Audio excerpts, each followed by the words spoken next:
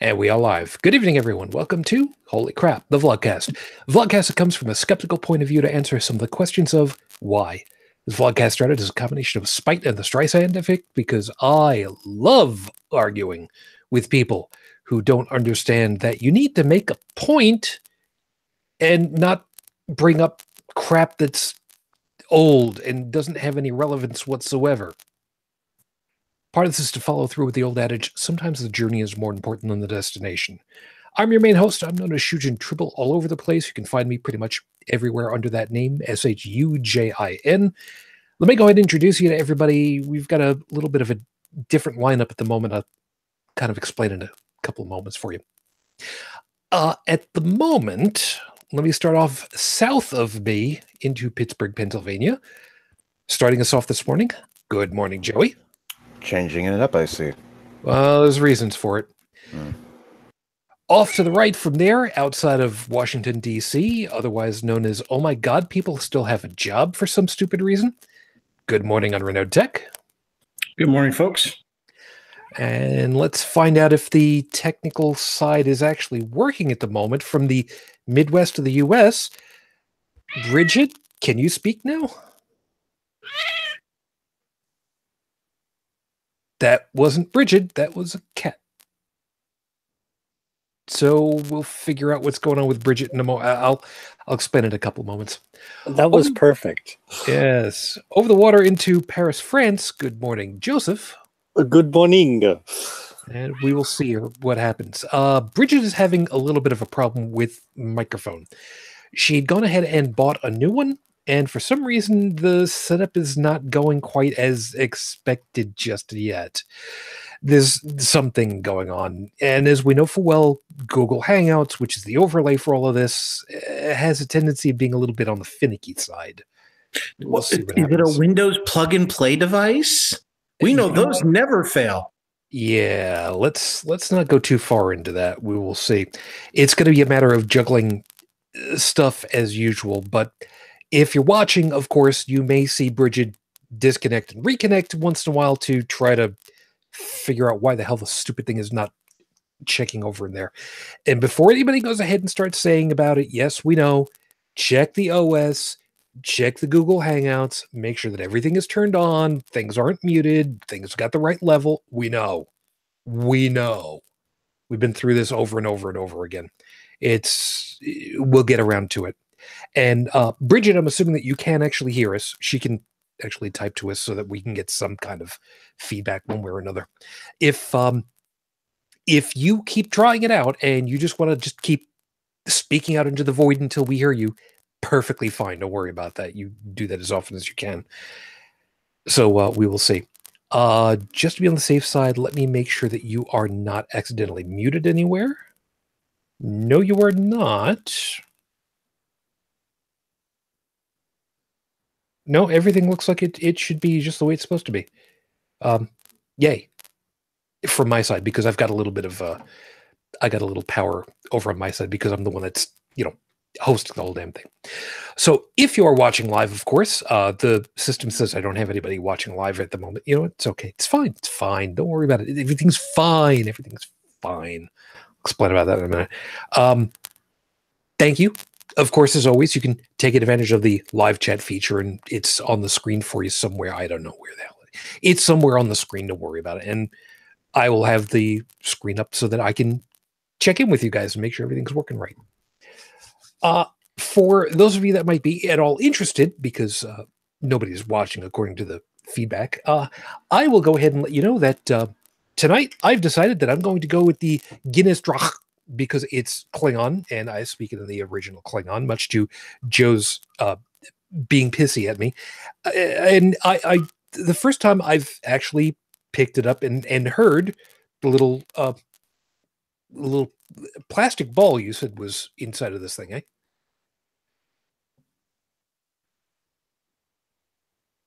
If you're speaking, you're not actually speaking. That would probably be because I was muting myself for the purpose of being nice to me. I know. Yes. And no, it's not a ball. It's more of a conical thing. Is it? I will take your word on that. I cannot. That little carbonizer in the bottom. Not I quite. don't know. I can't. Well, see I it. don't know It's how. dark in I don't know. I don't know how it is for cans, but for the bottle, it kind of floats on top and is situated around the neck to prevent the head from overflowing. The last time I had a can of Guinness that had one of the little. Like I said, I can't speak for the cans. The last time I had one where one was in the can, it was something that was rolling around on the bottom and it was heavy. It did not float around. No. So I don't know if they yeah, it added would a weight probably- to it or what. In the case of the cans, I don't know. So I can only speak from the bottles because I like my Guinness bottled. I like my bread to come in a bottle. Fair enough. No, it's fine. As a matter of fact, I can actually kind of see it in there. It is white. It does appear to be plastic, and it is floating right behind the tab. So there we go. So for those of you that are at all interested, and It's just to prevent the head from getting out of control and ensures that you get every last drop of that delicious Guinness. well, we shall see. And Bridget, I can sort of hear you speak again. Hello? There you are. Hi. Hi. So now that I can properly intro before I go ahead into the from the Midwest of the U.S. mystery guest, welcome back, Bridget. Well, thank you for having me. Yes. Good evening. Is this the Yeti, or is this back in the old set? Yeah, this is back to my old gaming headset that I use when I'm playing games. Okay. But we'll whatever see. works. Yeah, we'll now. figure it. We'll Yeah. figure it a little bit later. Don't worry about. Oh, You I play did not know you were a gamer. Yeah. Cool. And we may have another person join us in the Hangouts from the Sprint store. He's a Closet Rush fan. Yeah. Mm. So yeah. they do know that this is not a Rush centric. Yes. thing. Yes. Okay. He asked what it was about, and I told him about our little, cast of co-host on here, and he's like, "Oh, that sounds really cool. What was the name of that again?" So, Should yeah. be really easy for most people. Okay, so glad you were able to make it, Stephanie. I do see you over there. And by the way, so that those that are paying attention, yes, Guinness draw. We will Draft. What? I speak, it's original Klingon, man. What do you? Okay, it's starting to smell like it's beer. So Should taste a lot like a heavy, like homemade bread. no. Then No, again, that is a different brand or a different kind than I usually drink. I just drink, regular, No, black bottle Gold Harp. it's fine. I was odd. It feels. How do I say it? It tastes watery. It's not like what I would expect it to be. I don't know. And since we're referencing so much Star Trek here tonight, no, you are not watching the evil parallel universe. I just haven't shaven for a while. Don't worry about it. It's That perfectly would be fine. way cooler, though. It's all well and good until you start to have it look like this. No, because in that universe, I'd be really nice and still Catholic. That would suck. See, it's got to be the opposite. Yeah, I see where you're going with that. So, I'm just my usual asshole self. Ah, yeah. well, you do you, Joey. Hey, I'm not afraid to admit that I'm an asshole. I mean, neither is Foda. That's true. That's true. That's true. That's true. I mean, hello. Yeah. Yeah. But yeah, but Foda's my buddy, and so are you. Yeah, y'all are good. It's all good. All right. I ain't your buddy, guy. Don't no. No, we're not doing that No, one. we're not doing that. Last week we ended up having somebody start doing the whole "Are you purgant?" thing, and I did catch that, and I did tell you to cut it the hell out. So you know who you are, and you should feel bad about it. Should. I know, Yeah, probably not. I Anyway, remember that. Stephanie giving me crap over here. Draft is the proper pronunciation and means straight from the barrel, so I'm not sure what Shujin is drinking. I am drinking Guinness Drach Stout. It's draft. It's draft. It's Yeah, Drach. it is not. Ooh. Oh, this is okay. I don't know. No. I don't know what it is, but I've suddenly got a very late aftertaste that it's I've not had this taste before. This is in the back of my throat. This is actually kind of a vile taste. Little bitter. That you could say that. That's the best part. No, No, it's no, not. no. This is no. This is But definitely but not. again, I've never drank from the cans. I don't like beer from cans. So Yeah, no, this is definitely not exactly bitter, because I mean I've had some of the other ones where it was bitter. Something about that don't taste right. I drink bottles not because I'm a hipster or anything like that, but simply because aluminum outgasses and it affects the taste. Yeah, I don't know what the hell is going Yeah, on. and I think beer is like wine and things. I mean, there are people who have favorite this or that, but it's mostly an acquired taste. You know, I like tequila, but most people are like, ew. So, you know, I can do I don't- shots of tequila. I mean, What do you want? Tequila. What? but only if Tequila. it's the good stuff. What for? It makes me happy. Yeah, I don't do the, Jose Cuervo. I like Don Julio, but, it's Yeah. personal preference. That's Yeah. why I will never drink Corona. Mm-hmm. You go. That The last, Corona's nasty.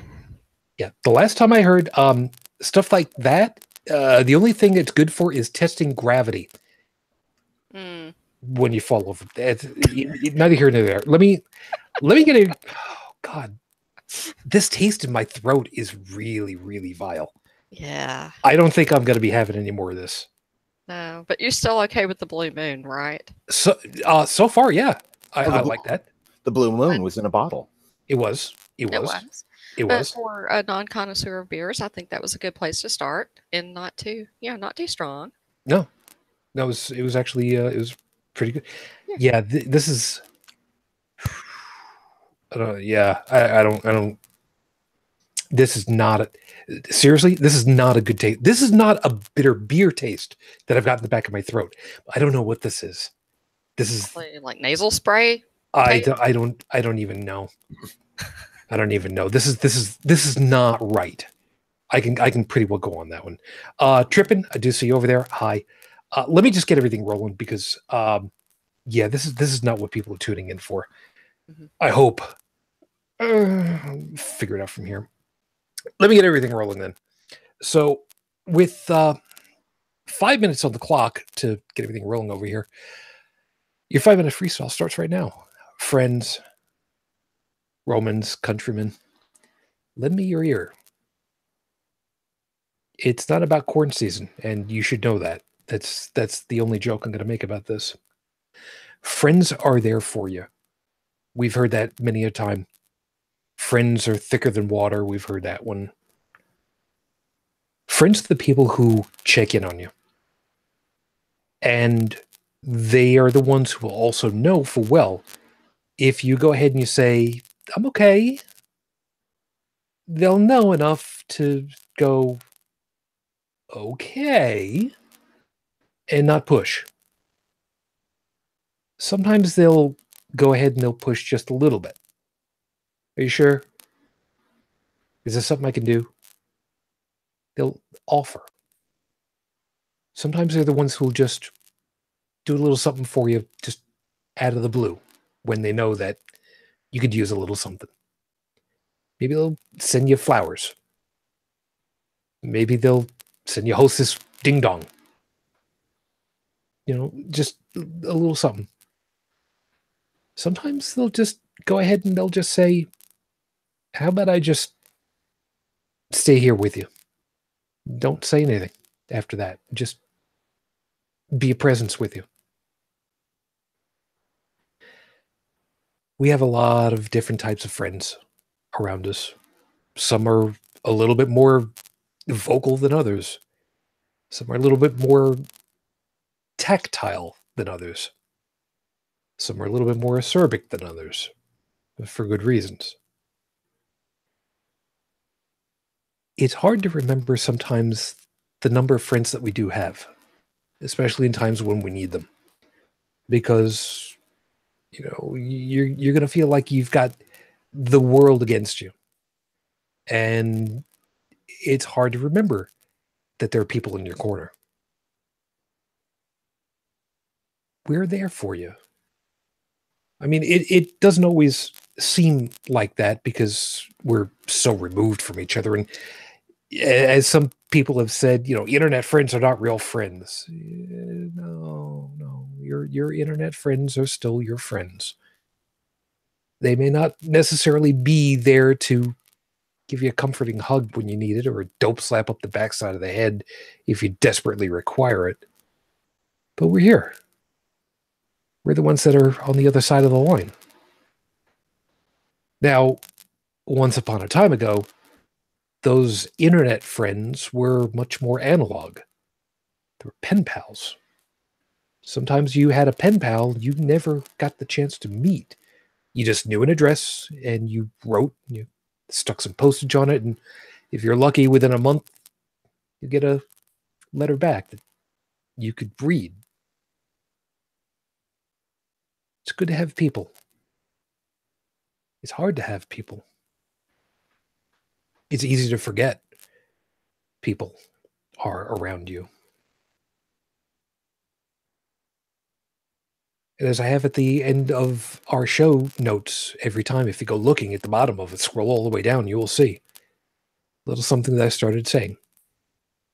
It's okay to be lonely, but don't ever think that you're alone. And it's hard for me, specifically, to remember that, especially this month. We've crossed over into May, the month when I lost my wife. It's going to be 13 years. And it's hard for me to remember that I have people around me who are looking out for me. It's hard to remember that. I know that I do. It's just hard to remember sometimes. It's even harder this time because this is 13 years, like I said. We were married for 12. So this is now the longest I've ever been away. And it's tough. Thank you for being close enough to help me.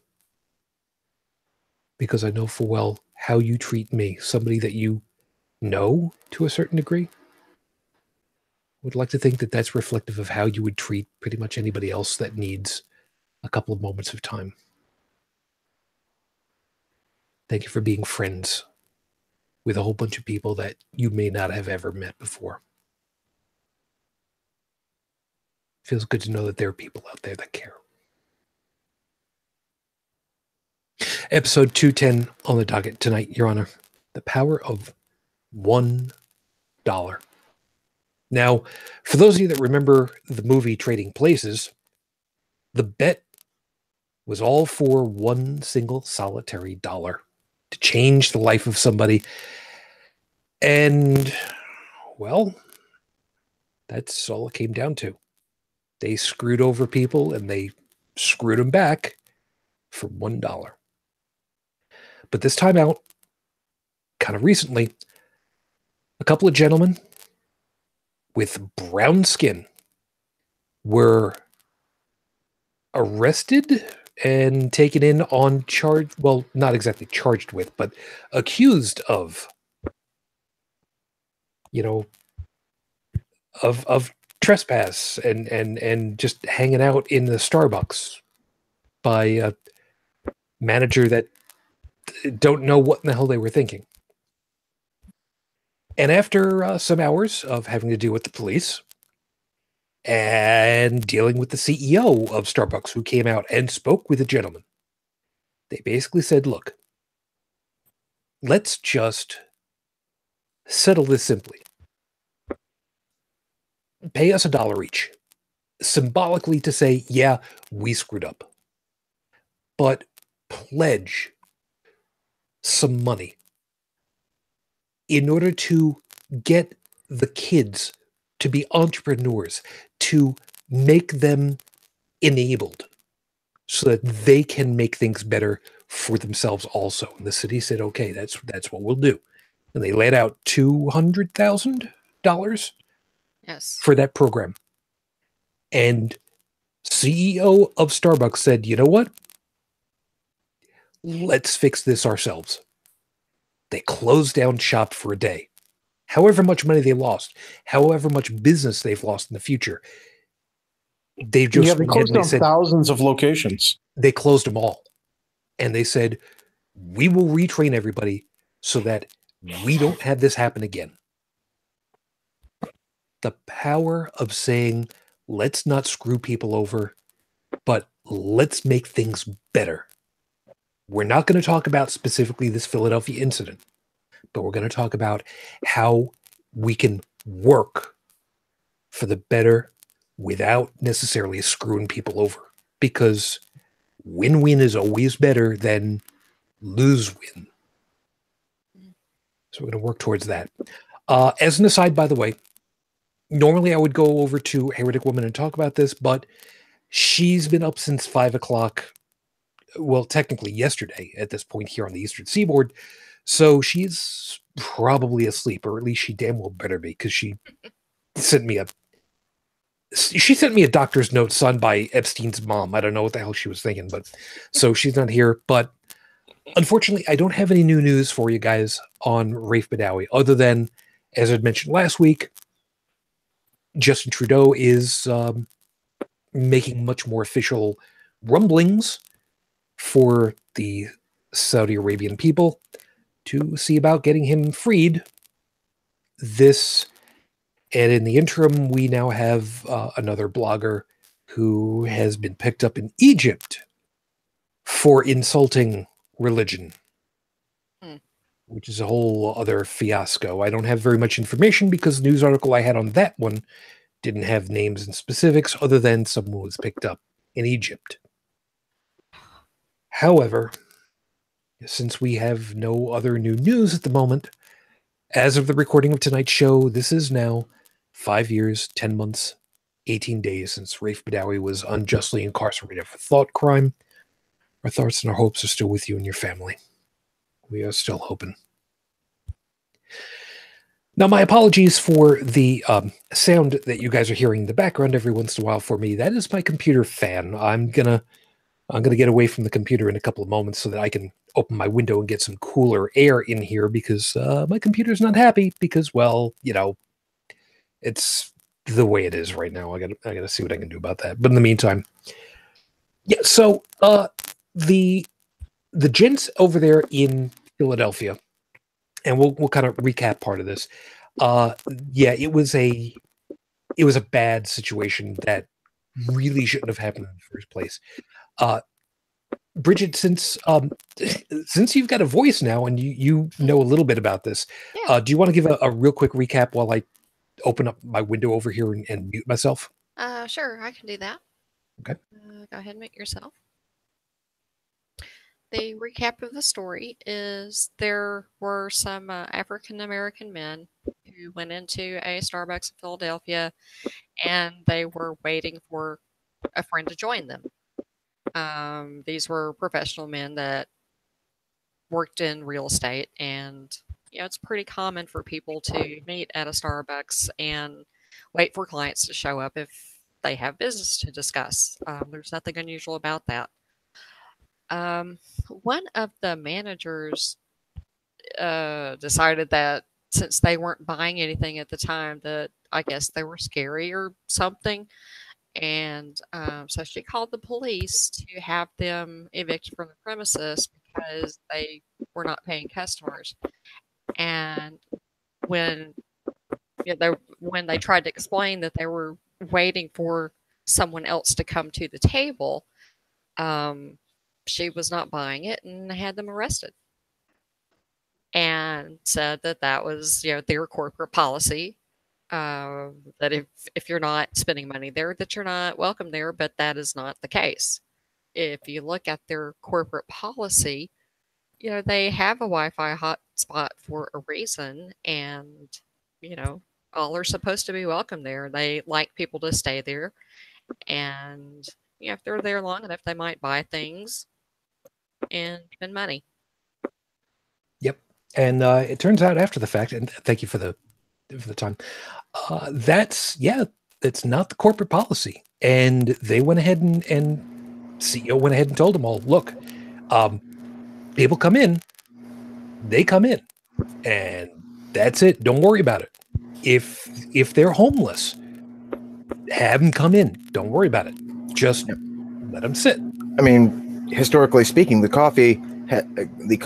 typical idea of the coffee shop has always been something of a social place.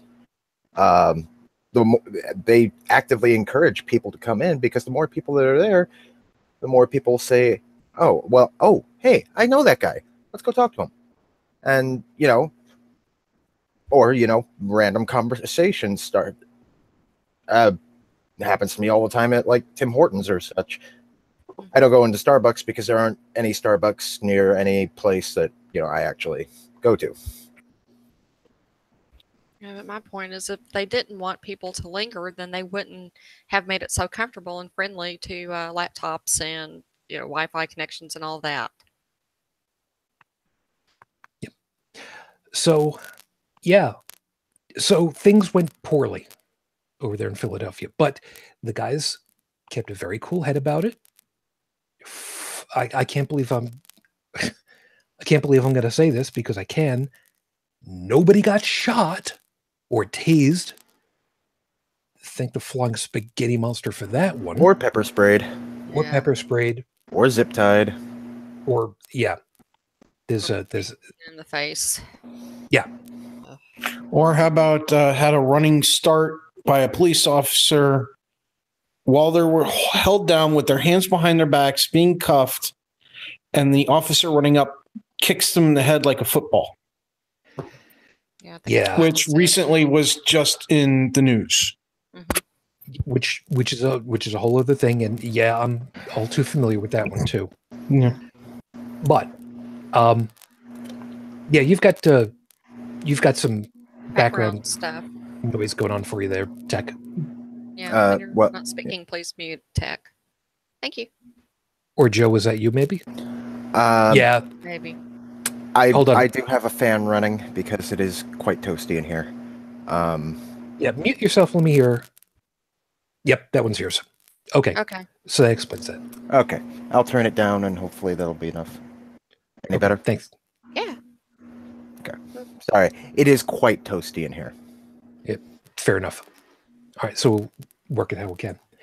So the point of it is, these gentlemen, and I can't help but call them gentlemen, decided that the greater good was, okay, we're not going to try to drag out for however the hell long it's going to be in the courts and, sue Starbucks or the city and, see about getting a high profile and all that. No, we just want things set right.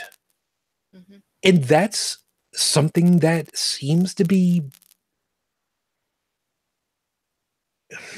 lacking in society. Yeah. The idea of, look, I don't want to punish anybody. I just don't want this to happen again. Let's just, make it right. And that's a level that, what it is? It's a level of civility. That's what I was trying to find. That is, like you said, it seems to be sorely lacking in a lot of areas, especially the political scene, but we're not going to go too far in there. Well, I mean, for example, other cases like this where people have sued the pants off of a franchise or something as a result. Unfortunately, what a lot of people look at a situation like this as is their golden ticket. Yeah. Yes. And we know full well that there is the long-running joke about the woman who sued McDonald's for coffee spilling in her lap. Mm-hmm. That's the old joke until people find out it was third-degree burns And plastic surgery for reconstruction, and she didn't spill her coffee. It was over hot. It was above and beyond what it was supposed to be, significantly so, temperature-wise, to prevent that from happening, even at the time, because it's since been dialed back a little bit. And, like I said, it's the joke is that, well, I've spilled coffee myself at home all the time, and, the hell, yeah, unless you're Italian, that doesn't really hold very much water. Please forgive the intentional puns. Well, not a pun, but anyway. Mixed metaphor? Yeah, sure. Yeah, let's However, that still That was does not elaborate. that does not excuse the lady who put her RV on cruise control on the highway and went back to make herself a sandwich. Ah, What does this have to do with the Starbucks case? let's kind of put it It in was perspective. a matter of what we call frivolous lawsuits and Darwin awards. Did that's Starbucks the turn out to connection be there. that? no. Oh no. Okay, well, the reason I'm bringing up the McDonald's case is because in the social consciousness, that particular situation has been viewed as, well, she got coffee spilled on her. What was the big deal? Why did she earn $24 million because she got coffee spilled on her? Yeah, well, that's why a lot of people consider that to be a frivolous case, but they don't know all the facts about the case. For example, as Shujin said, the coffee was over hot, and Third-degree burns and reconstruction and skin grafting. And in the social consciousness, that one seems like, why should anybody bother? Because they don't know. In this particular case, this is a situation where these guys could have gone ahead and put the screws to the city and to Starbucks itself, but they decided the better good was just to say, look, let's not go down that route. Let's just make things better. Now, the reason why I wanted to kind of deal with this is that, like I said, this is a level of civility that does not pop up in the news very often anymore, sadly. We don't hear about this nearly as often as most of us would like. I know full well that I would watch the news more often if I heard that people were, being human to each other for a change. If they're reasoning. Exactly. And there's something in that Starbucks thing I'd like to underline. Sure. Like these guys, they weren't bothering anybody. Correct. But when someone intervenes and makes an issue of it, it's actually the person intervening that becomes the issue and not the people being targeted. Yes, that's correct. Yep. Yeah, and that's why, to me, it was wonderful that the CEO, like I said, of Starbucks said, we're going to close everything one day. And like I said, knowing full well, there's no income for that day. There could be loss of revenue later because some people will think, well, they'll just blow them off and say, we'll go over to any other coffee shop. We'll not name names because there's too many to go by. But that's minimal. It is, and it isn't. Well, look at the whole picture. They probably gained a lot more by doing that than they lost. Possibly so, but they also knew full well that one day's worth of income is not chump change. I mean, let's face it. But at least they knew that for the future, it's an investment. Sure. They know full well that if they teach everybody correctly, the managers especially, this doesn't happen again, the likelihood for another situation like this where they would be open to some kind of harassment suit, and justifiably so, very likely, is minimized greatly, which is always a win. It's like everything we do in life. If they didn't think it was beneficial to their survival, they wouldn't do it. Right. And you're right. I mean, the cynic in me does recognize that, yes, for future, they get some creed because, they get some PR out of it, and people might be more inclined to frequent the places because of the good PR. And history will look on them kindly, or more kindly. Yep. And it's a great distraction from their principal goal, which is basically profit making. But to be fair, I mean, that's every business's goal is to make more money. Well, yeah. But when your goal becomes making more money, the actual business you do becomes less important. It does tend, well, for some groups, yes. For some, not as much. There are still some companies out there that still believe, look, we're doing well, and that's because of the people who are doing the job with us. Let's take care of them first and foremost. Case in point, once upon a time ago, Ben & Jerry's, the ice cream company, used to have it where the top paid employee could not make more than 10 times the lowest paid employee. Once upon a time ago. They've since done away with that. I think if you want a business that's more human, I think, people actually caring about what they do. I think that's an important element to it. Agreed.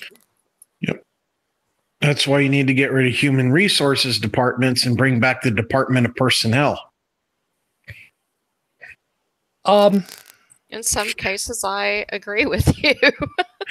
Because I've heard a lot of the older generation talk, saying, hey, man, as soon as they changed it from the Department of Personnel to Human Resources, the companies, you could see them stop giving a shit.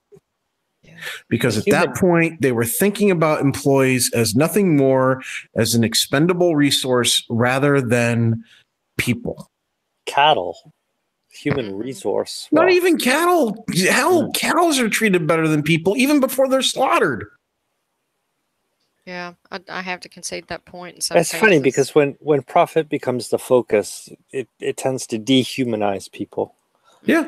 And when you have people who measure their profits in the billions, they're so far removed from reality, it's not even funny anymore. That's also a good point, because people who prioritize one element of a situation tend to neglect the other. So if the goal is basically profit, that nobody's looking at the whole picture anymore. Really, everybody looks at the parts of reality that are most convenient to them. Well, and besides that, most big corporations have a board of directors, and their responsibility to their shareholders and their stakeholders is to maximize profits as much as possible. And they neglect the rest. Exactly. And, because their duty is to the stakeholders and the shareholders. And it comes up every quarter. Did we make money this quarter? How much did we make above and beyond the previous died in quarter? The process? Does that come up? Uh-huh. The other thing is you have a lot of companies who stopped looking at the overall, what is long-term goals that are going to profit the company, the people, the shareholders, everybody involved. Because you can actually create a plan of action for your company that is over a period of time going to ultimately benefit everybody involved. Mm-hmm. But you won't always be able to benefit everybody involved in the short term unless you follow through on the entire plan. And there are so many people on all ends of that spectrum, employees, shareholders, VIPs, you name it, all of them. There's people on every end that don't understand that. Yeah, you know what? Just before we went to air, Joey and I were talking about the Guinness company, and what was it you were talking about their landlord lease? Joe? Uh-oh. Mute button. No, he doesn't have a mute button on. Well, his is you have a physical one on. Yeah, it's a different thing for him. He might have stepped away, but Yeah. short version: if memory serves, the Guinness company, when they set up their operations over there in Ireland, they have a land lease of, again, if memory serves, approximately 5,000 years. No joke. I believe That's an it. exception, isn't it? Quite. Yeah, because normally the land has to go back. Nobody owns anything in England after a given amount of time. Everything goes back to the Queen. Yeah, well, Yes, but this is not part of England. Oh, Right. I'm sorry. We're talking about Guinness, right? right. Yes, Okay. Dublin is not part of England. And, and you're going to start an international incident. Oh no! No. Don't. So no, but why do they have that Now- rule then? Moving on. My apologies for stepping away there for a moment because there was a lot of rumbling going on, and I went out to the main room to see what was going on, and apparently we have Puppy Thunderdome going on. Wow, man. You want? Yeah. Can I Call start whistling over pay-per-view. here? But to clarify things, the St.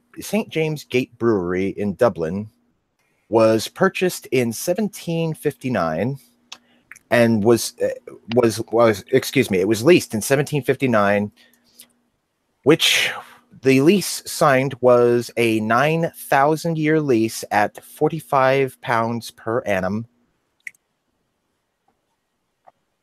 Mhm.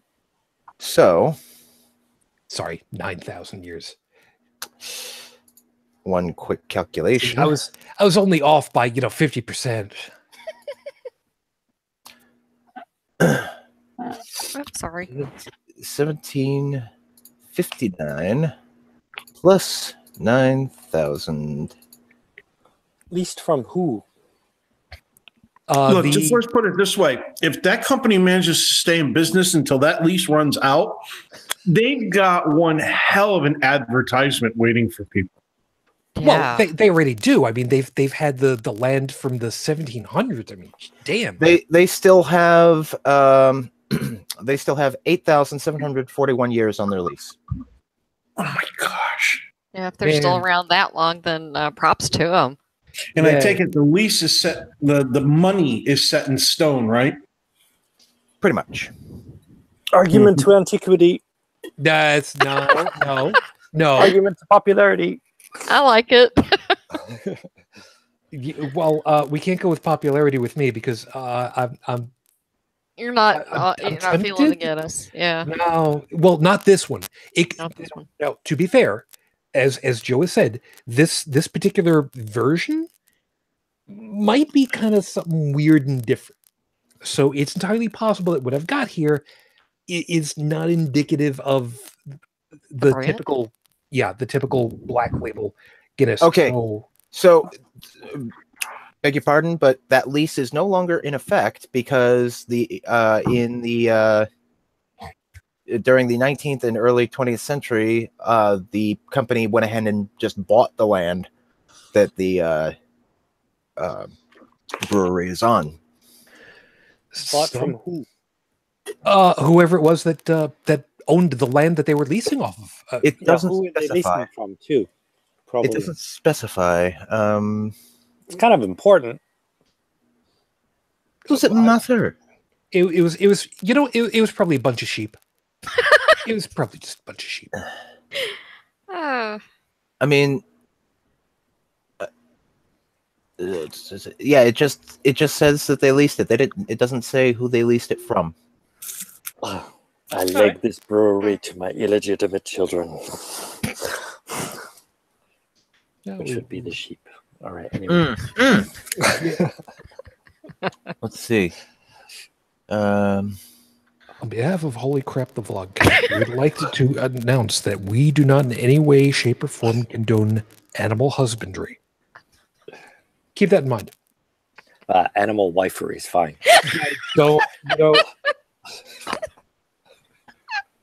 sorry. the staff and management here at Holy Crap the Vlogcast would like to announce that animal husbandry and animal wifery are not to be condoned in any way, shape, or form for the hosts. Thank you. How about Actually, antery? You know what? Don't make me keep I- turning on the echo. I could be wrong, but if I'm reading this correctly, the original owner was the church. Were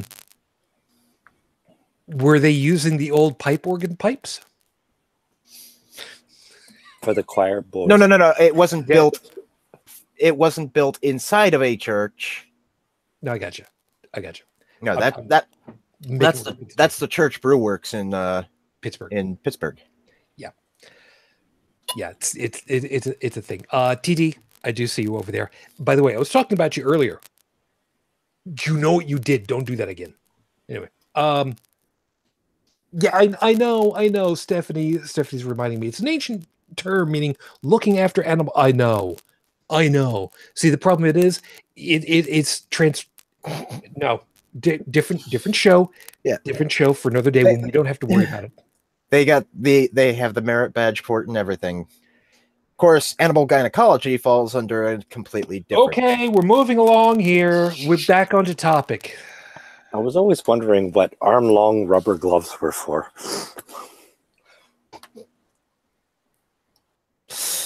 Mr. Mockery, I only have the highest admiration. Okay, so let's just move along into the. Are we derailed yet? This is holy crap, the vlogcast, episode 210, take 2, and action.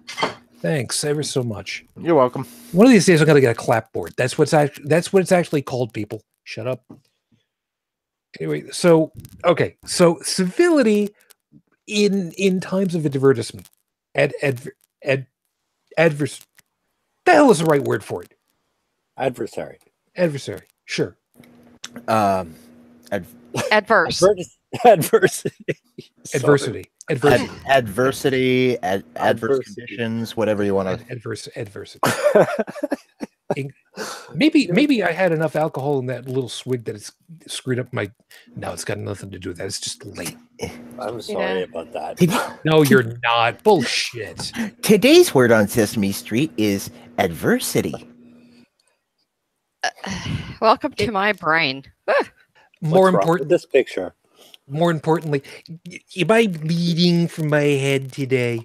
Joey knows exactly what I'm making reference to because screw you. Adversarial times. Sure, TDTF has got it over there. TDTF. Yeah, thank you.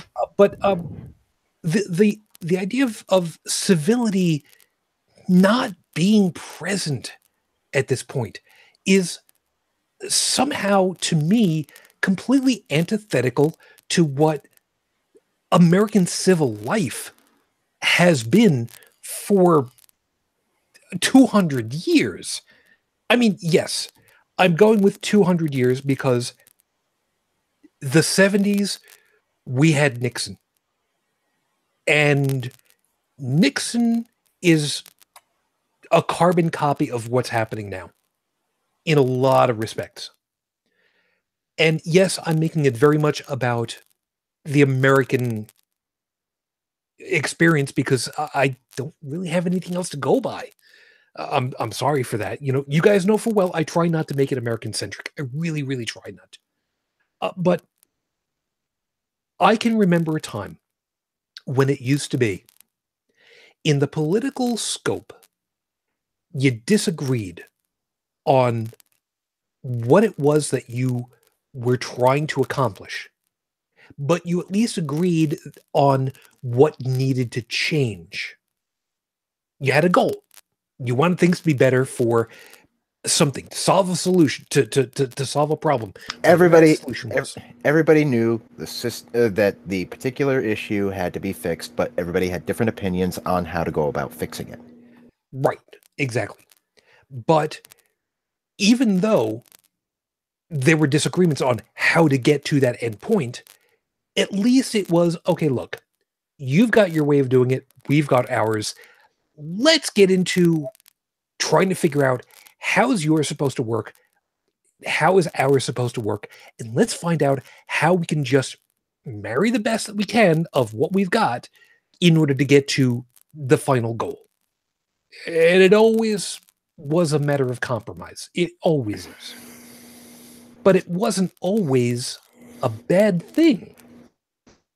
Now it's like if you ain't with us, you're against us.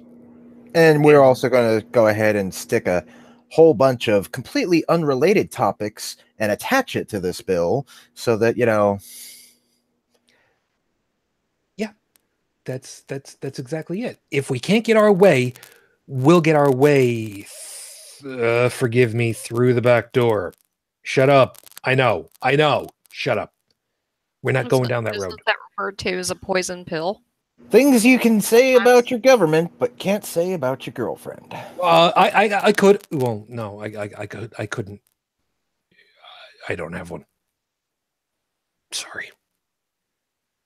Yeah, and what a lot of people don't stop and think about is when things are tried, added on that have nothing to do with said bill. People who are in support of the good intent of that bill will have to vote no for it because they can't be okay with the writers. And then you have the media going, well, Miss Pelosi's against helping the kids and, blah, blah, blah, because of whatever writer was attached to that bill. That happens all the time. Yeah. As a matter of fact, somewhere, oh God, where the hell? It was somewhere. Why isn't that ever labeled as dishonest? Oh, okay, hold on. That's a whole different topic, Joseph. Well, That's kind of why the modern day context of the word politician is almost synonymous with the context of the word lawyer. Mm-hmm. Yeah. So here's the thing. Somewhere, okay, I don't remember where it was. It's somewhere in the Midwest of the U.S. I forget exactly where it was, so please forgive me. There was a vote in a state legislature that was put out in the press as having been against bestiality or zoophilia, regardless, having sex with an animal, a human having sex with an animal. And there were because that's a legitimate thing. Actually having sex with an animal. And there were several, I believe it was 10 state legislators who voted against the measure. And that was the headline. And there were people who saw the headline and said, who would be stupid enough to vote against such a thing? I would like to find them. And I would love to go ahead and read them the riot act. And that's the nicest way of putting it. And I was the only one on that particular thread who said, I would like to see what was added to that bill to determine why they voted against it that isn't completely in the public view. Exactly. That's why. Because you can then say, these are people who are against criminalizing bestiality. Even if it's not a matter that they're against it, so much as maybe there's a writer in there for extra money for a program to help churches rebuild from a lightning strike when they're not supposed to be, or something that's otherwise completely illegitimate. Or detrimental to society. Possibly so. But it's a matter that you can, but it's something that you can spin as saying, look, we voted against bestiality. We voted for this law, but they didn't want to. So look at how much they care. When it's a matter of, no, I actually read the legislation and it's piss poor legislation. So you can score points with the public that way. Or so it would seem. Political clout being what it is. But over in the chat, Stephanie has kind of put something. I blame Reagan. Nixon got dropped on hard. Yeah, Reagan didn't exactly do a lot of great things. He's actually responsible for a lot of bad things, admittedly. But the time of differing politicians working together, to me, really seemed to have gone out the window with Nixon. People had all kinds of problems with JFK. He's Roman Catholic. He's young. He's going to be a shill for the Pope, and he basically said, "No, I'm the president of this country. That's my job. Period. First and foremost." And he kind of did the job that he said he was supposed to do. LBJ, well, LBJ was kind of wimpy, admittedly. But, Nixon basically said, screw y'all, I'm going to do it my way, and if it's illegal, who in the hell cares? I'm the president. Because I do it, it's not illegal. And like I said, to me, that's really where it has its biggest jumping off point. When people think that they can just do whatever the hell it is they want to do because they're in a position to be able to do it. And like I said, these guys could have, in Philadelphia, they could have just gone ahead and said, screw y'all, we're going to go ahead and take everybody on and we can probably win this. But no, they didn't. And like I said, before Nixon, there were differences of opinion, sure, but when all was said and done, okay, this is where we are. Let's work towards. And in the Canadian government system, we've talked about this before, there's more than just a two-party system. Joseph, you are not as versed with it as because you're not living there quite as much. But if I remember right, we've talked about it before, and it would not be uncommon to have 5 parties elected up to the federal level at this point, right? Not living there as much. Are you talking about Canada? Right. Oh, okay. Yeah. I remember as many as 8 one year when I was growing up. Oh yeah. See, locally, now, anyways. Okay. Okay. In the U.S. and in France, here there's tons. There's as many as 20 on the list for the first round of elections, for the first election round. Wow. Yeah, that's. I know full well that there would be the first 2 particular parties, of course, the Republicans and the Democrats. After that, you start to have a real hard time trying to figure out who is out there to even consider.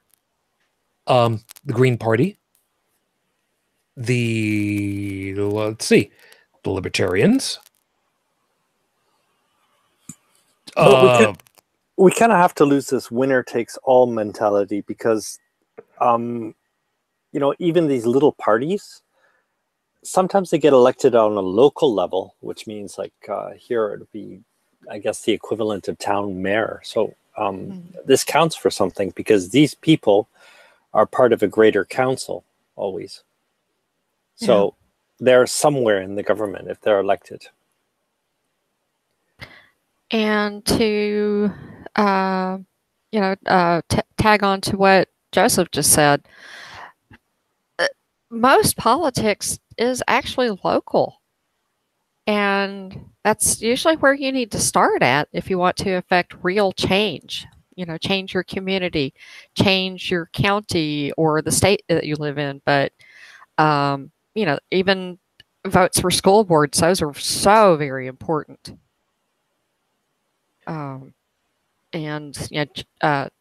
Appellate judge appointments right now where I live, there is a debate on whether they should be elected or appointed, and there are pros and cons of both. So, do with that as you will, but it's hard to figure out the best method of how to get our elected officials. Yeah, I like that point. Everything should be local, even business. But yeah, I don't want to go down another rabbit hole. But I mean, it's about people being responsible for for their own survival. I mean, people being conscious of what's in their environment, and being responsible for it. I mean, being responsible for the products they buy. And like Shujin was saying earlier, it's going to basic humanity. I mean, humans actually interacting with each other. Because I mean, when you buy from Walmart, I mean, you're not buying from a human, you're buying from some nameless, might as well be a robot, like an automated machine. Yeah, funny enough, that's exactly what I was going to say. I was going to say that you're dependent on. Yep. And Tech, I do have you back at this point. Welcome back. Yeah, it worked this time. Yeah, there you go. Okay, so but again, the biggest problem is that the civility of just working together. I mean, I don't know how else I can really put it. That's the biggest problem that we've got. And why is that such a stumbling block? I mean, this is a relatively recent thing. I see a greater problem that, and this would be going down a rabbit hole, but I mean, we live in a largely survive through imitation society where, there's two different modes of thinking. Either you're responsible for your own survival, or you're dependent on somebody else for your own survival. And the difference between the two modes of thinking is just enormous. Like everything, empathy, once you're responsible for your own survival, your relation with other humans around you suddenly becomes very important. True. But if you're depending on somebody else to make all these decisions for you, your relations with other humans becomes a pattern to follow, almost a concept. It's almost not real. Do you see what I'm saying? Yeah, I do. And we've talked. If you're not responsible for your own decisions, then no matter what decision you make, it's just like take it or leave it. It's like it's almost as though it doesn't concern you. Yeah, and that's something that you've spoken about on many an occasion, and it's I'm sorry about that because no. I'm leading. I have to write an essay about this or something so that I could just make the whole thing clear. But I mean, I see something going on. It's kind of outside of it's like underlying the general narrative. Because we tend to talk in the details without digging down further. And I kind of see something going on that I have difficulty describing. No, it's okay. See, the reason why I'm saying that it's something that comes up many times over, it's not because you're wrong. As a matter of fact, in a lot of ways, you are right. We as humans, we pattern match for survival for a lot of different things. And culturally, we do it also because, well, again, it keeps us with the greater group, larger group for safety, for prosperity.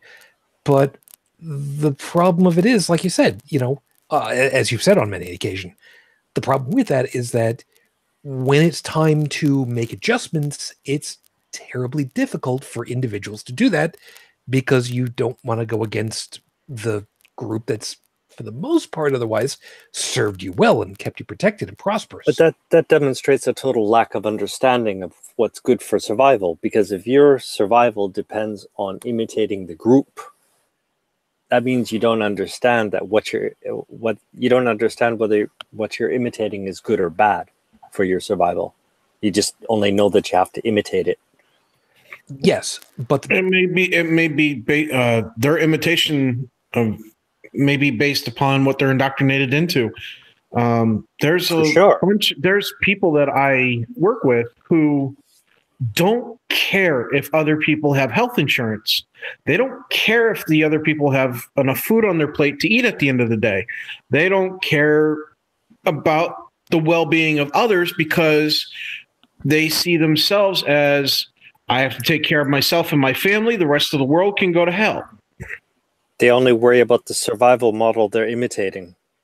I mean, Exactly. once you become dependent on someone else or something else for But that's the survival, thing, like there's nothing outside of that exists. It's only what you're imitating and your level of comfort. I mean, if your level of comfort goes down so low that you become uncomfortable, then yeah, well, maybe you're going to look for another model to imitate. But yeah, it's kind of insane. It's also just a severe lack of empathy too. They don't see the need to care for others because they're caring for themselves or caring for their immediate family. That is as far as the responsibilities that they see based upon the nature and nurture of the environment they grew up in. Yeah, I totally agree, but I'd like to put that into another context. It's just that when people are only concerned with their own survival because they don't know how to survive, when they rely on somebody else to make all the decisions for them. What do you mean? Well, this isn't a person who's relying on others to make the decisions for them. This is the person who is making the decisions, knowing that if they make these decisions, they will make this money, they will have this roof over their head, they will have this food in their stomach. Do you see what I'm saying? If they follow the pattern, they're following the pattern. I do. But I think the issue is more that people have this mindset that everything is a zero-sum game now. And, if they have to give up a little something or share something, then, they're upset that they've got less and they just want more and more and more. Especially when I get into those big numbers, like we talked about earlier before my connection dropped. The people who get into the amount of dollars in their bank account that are absolutely absurd, to lose a couple bucks here and there that's not something they can afford to do. They have no time for that kind of crap. They have no time for any business decisions that would cause their bank account to go anywhere but up. Mm-hmm. That is true. Unfortunately, they see it as a competition to see who can get the most marbles and the most toys. Yeah, there was it's greed for greed's sake. Mm-hmm. It's almost as though people are like cut off from their environment because they're only looking at like one element of the environment. They're like focusing on one bit, and they're not paying attention to the if I can picture. Find it, what you just said, cut off from the environment, that's spot on. Mm-hmm. If I can find it, there was there's a better way to explain it. Right, there was a Reddit post because somebody was asking what it's really like. They were asking in the Serious Ask Reddit forum what it's like for somebody to be stupid wealthy.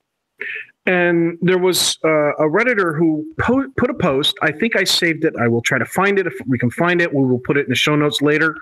Who basically laid out what a day in the life is like in a person based upon their income bracket in the millions and billions and billion and so on and so forth. And what that kind of day, what kind of mentality that life, that day in that life in basically the person ends up embracing. And I was reading it and I'm going, no wonder people who make ungodly sums of money can't relate to people. They don't live in our world anymore. They don't live in the world around us as we, the regular average person, understand it to be. They exist in this just very isolated reality. And I'm not talking about a gallon of milk. I'm talking about somebody who doesn't understand why people wait in line for anything. Doesn't understand why anybody who would want something can't just go and have somebody go get it for them. Yeah, let me. That's also somebody who's never done that for themselves. Possibly so. There's a video that's making the rounds right now, and I want to kind of come back to the idea of being disconnected from so much stuff, where it was a debate apparently with, I believe it was Ted Cruz. I forget what his actual full name is, but whatever. It's some Hispanic name. Yes, I'm making a dig. And Bernie Sanders.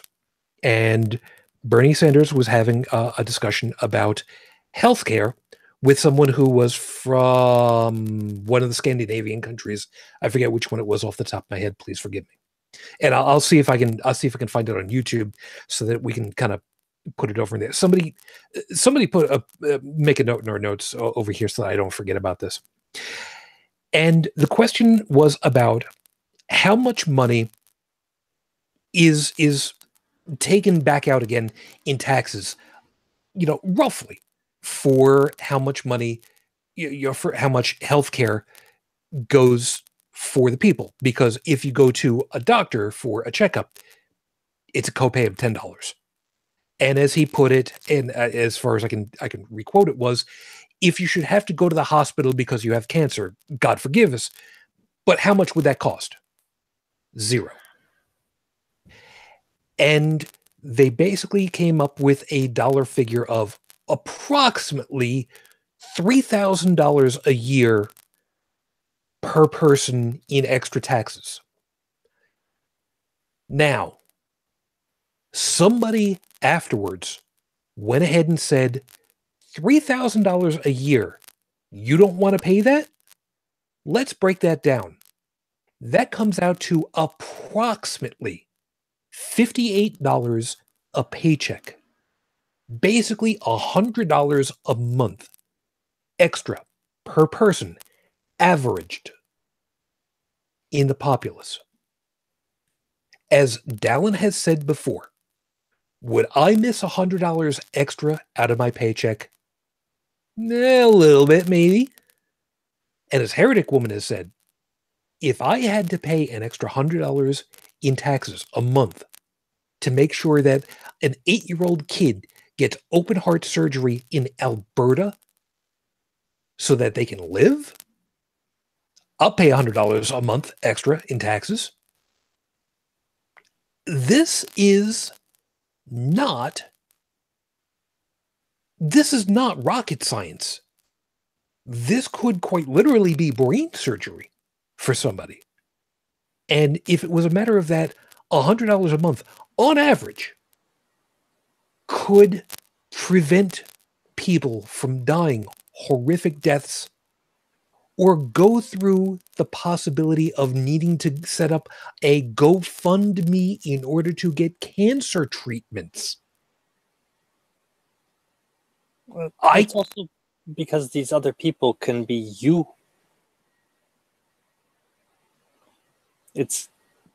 I'm not sure I understand what you mean. Well, you're paying for other people, but those are, it's like empathizing. Imagine if you were in that situation. You know what? And you can't eliminate the possibility that maybe one day you will be in that situation. And you know what? Maybe that's the biggest thing. The idea of empathy is almost foreign in so many ways now. It's much more if I ain't got, I don't care. Mm-hmm. I should have, and I will get, and screw y'all, because screw y'all. If I can diminish it, look at how like toddlers behave. Their entire world is just them, themselves, the relation to mommy. Mommy's the decider provider. And I think modern society is largely this extended into adulthood. Replace mommy with corporations and the government. But the mentality, it's the same. It's the same behavior pattern. Just bigger toys. Maybe, but I have to. Yeah, I concede that is a good point. And you know what, Trippin', I had completely forgotten about that. But as soon as I read it, man, right on the money. Trippin' has said, quote, "Don't forget the people that commit crimes to get arrested on purpose to get surgeries." Mm-hmm. Yes, there was, if memory serves, I couldn't tell you how far back it was, but there was a story of an older gentleman in his 60s who robbed a bank, did not have a weapon, if memory serves, and he put out a thing. I'm robbing your bank. I would like your money. Thank you very much. And then sat in the waiting reception area to be arrested, put up no argument whatsoever. Yep, I'm the guy that you want. Thank you very much. Was intentionally, because he needed, I forget, it was medically speaking that he needed. And that was the easiest way for him to be able to afford it, because he otherwise couldn't afford it. Mm-hmm. And that's, I'm going to say it, that's just absolutely disgusting. Mm-hmm. And that's one of the reasons why the recidivism rate is so high too, because some states, it doesn't even have to be a serious felony. If you're charged with felony ever, you're ineligible for any kind of benefits when you get out. No job placement, no EBT card, no food assistance, nothing. No. And people are very reluctant to hire a felon. So how are they supposed to make a living and survive if they have nothing to help them? There's another piece on that one too. Don't forget voting rights. Mm-hmm. Felons are not allowed to vote. Look at how many men are homeless on the street, will do something just so that when the bad weather comes, they get arrested by a police officer so they can spend a night or two in a warm jail cell, maybe even get a meal out of it. Yep. Yeah. And all for what? Really is what it comes down to. Let me give you guys a something that I've been kind of trying to work through. Math is not always my easiest subject, but there's a piece that I had thought about for myself a while ago. Now I've talked about this early part of it before, so this is not going to be anything new. If I won a lottery, one of these huge, over the top $300 million lotteries, how Lump much? sum, live off your there's problems with that, but be that as it may, hold on a second. What would I want out of all of that money? And I've already thought to myself about it. What I would want when all is said and done, $10 million in the bank. That's it. Now, I say that's it, like, dude, $10 million. Who in the hell? Follow me on this a second. At currently savings accounts, if you're lucky, 1% interest. Mm-hmm. Which I remember, seriously, I remember when I was in banking, when I was a teller in the mid to late 80s and early 90s.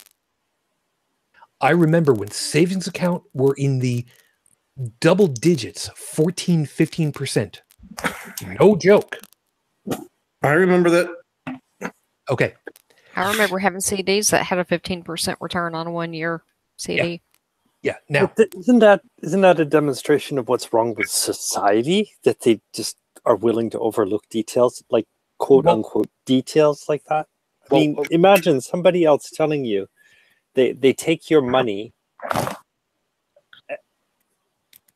like they take your money and loan it to other people like they're doing you a favor, and they tell you at the same time that they're doing you a favor. Well, okay. That's doesn't anybody think anymore? I mean, well, people have no choice now but to use a bank in this society, because if they have a job, but it doesn't. But this also goes back to the empathy Eugene was talking about, because people aren't communicating with people, because if everybody got together en masse and just like rejected that, then something could change. But it's the individual. The individual can't do anything on their own. Well, that's because society is making it so hard. I mean, like when But they it's used not society. It is. No, it's not. It's not society making it hard. Well, okay, businesses are automating things so much that unless you have a checking or a savings account, you literally cannot get paid because they wire payments now. And if you have nowhere for it to go, then you're pretty much screwed. Yeah. It's basically there's a larger pattern with the ruling society. Well, it's divide and conquer, which means keep your consumers as individuals, and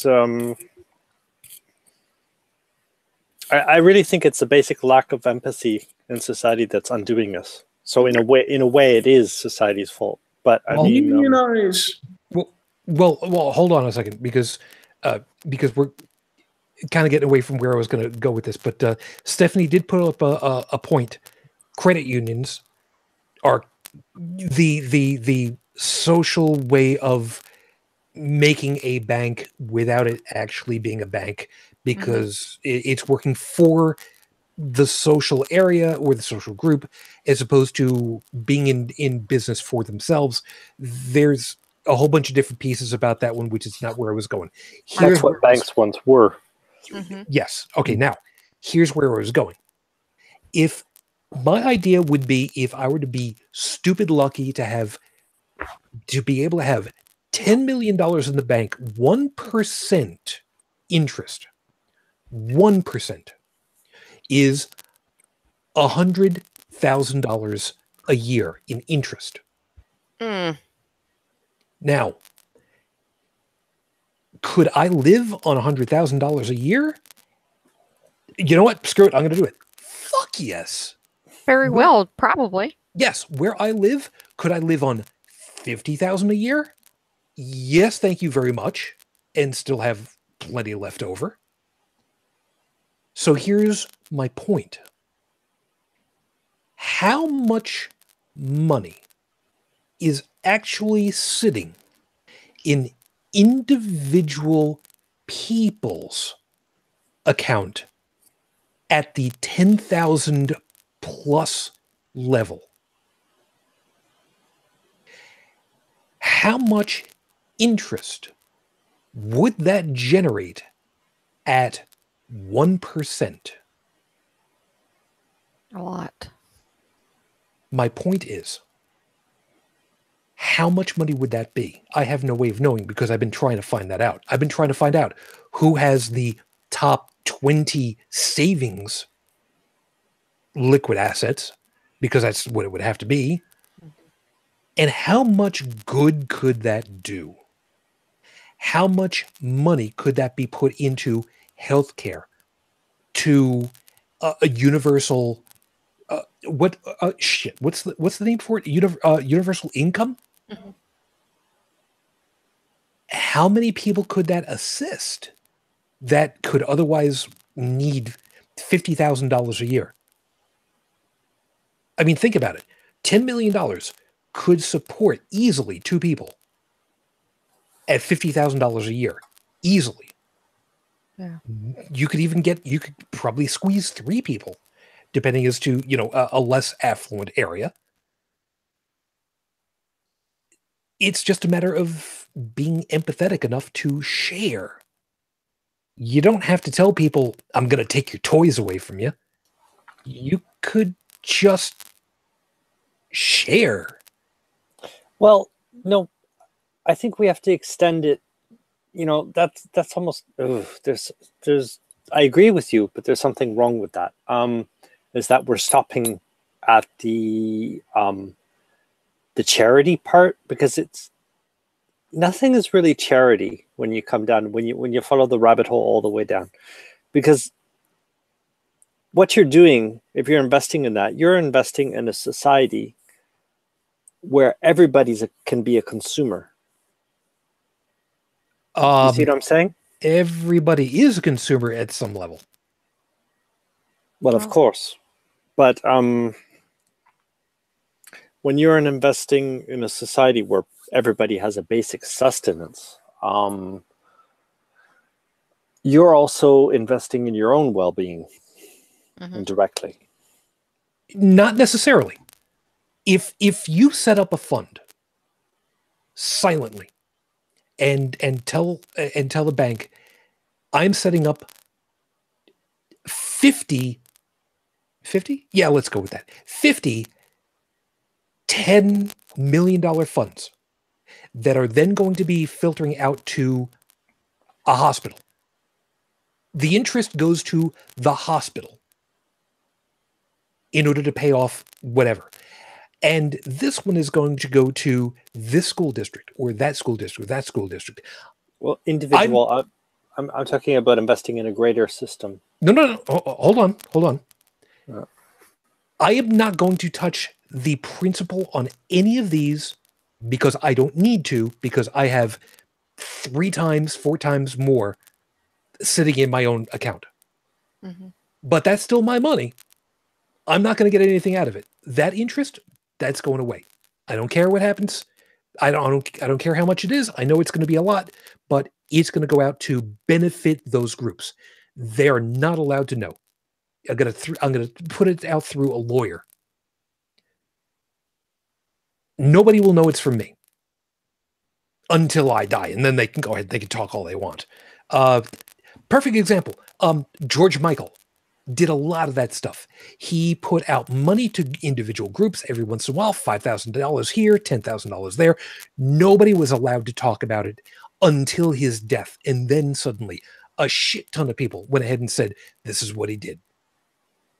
Yeah. Just to be clear, my point was about paying for a basic income, a minimum income for everybody through taxes. Sure. And then people, in turn, when they spend their money, that would help create jobs because someone has to provide services that they're buying. Exactly. Yeah. Sorry, Yeah. that wasn't clear. No worries. And this is going to sound, the Star Trek utopia, but when you have less to worry about as far as to having somewhere to live, being able to get food, pay for education and your own health care, and your other dependents too, can't you then work towards your own betterment, for your own education, for being able to do what you have a drive for doing? How many people, if they could actually put their time and effort into working towards something that they actually have a desire for, would go for that instead of I'm picking a cubicle job because it's going to put food on my plate and a roof over my head? Yeah.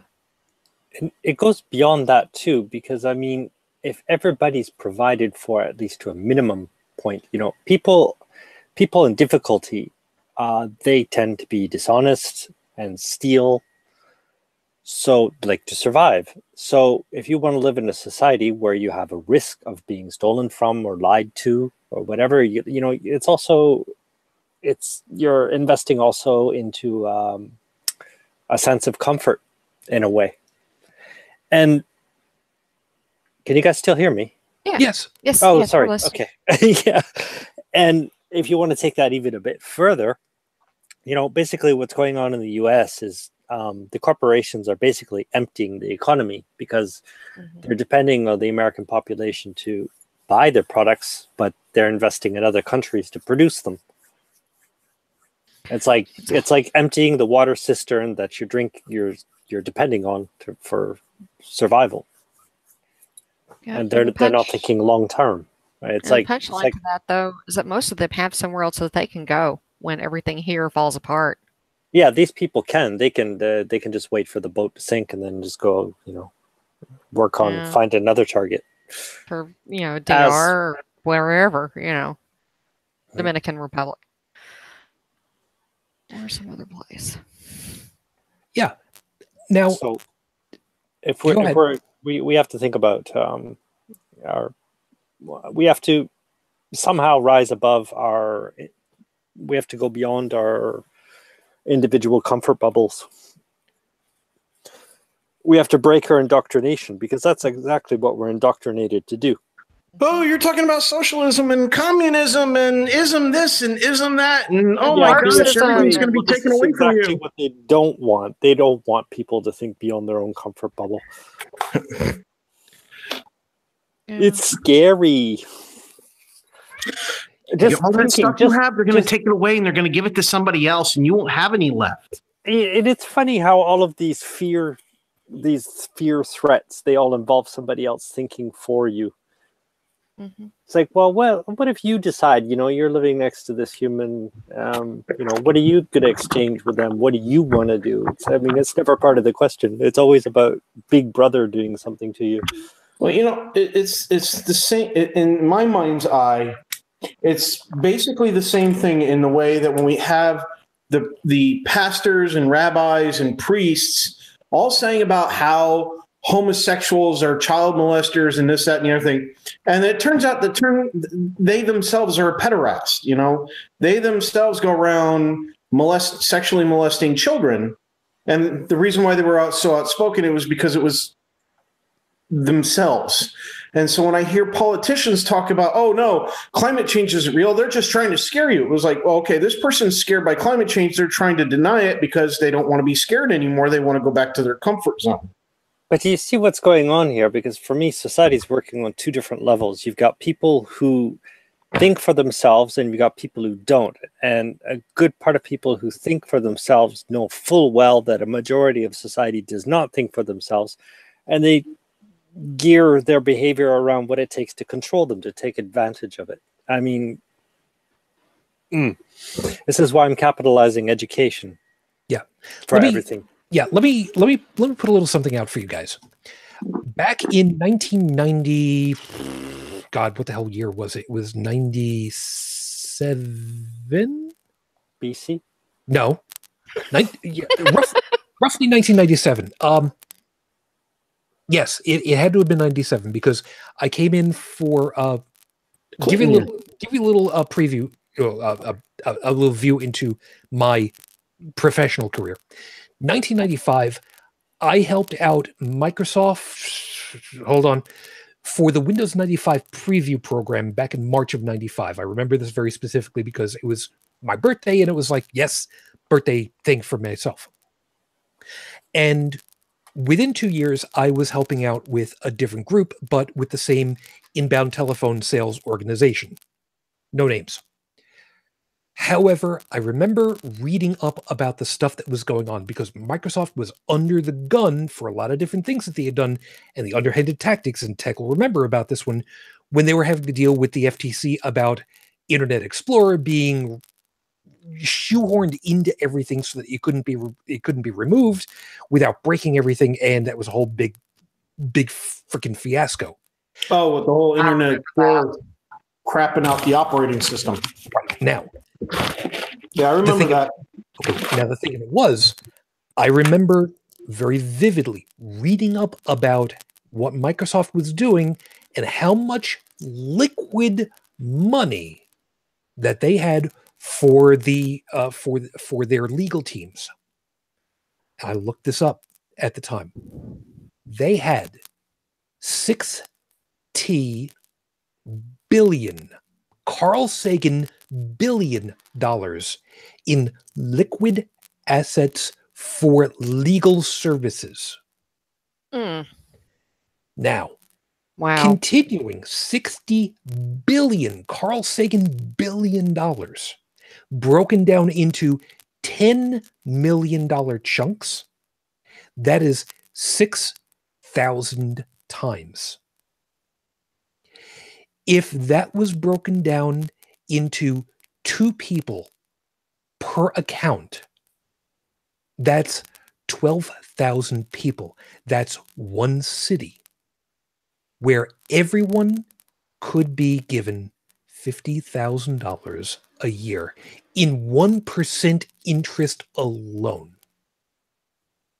That's, granted, one of the biggest companies in the world, but still, it's a group that had liquid assets specifically set aside for their legal.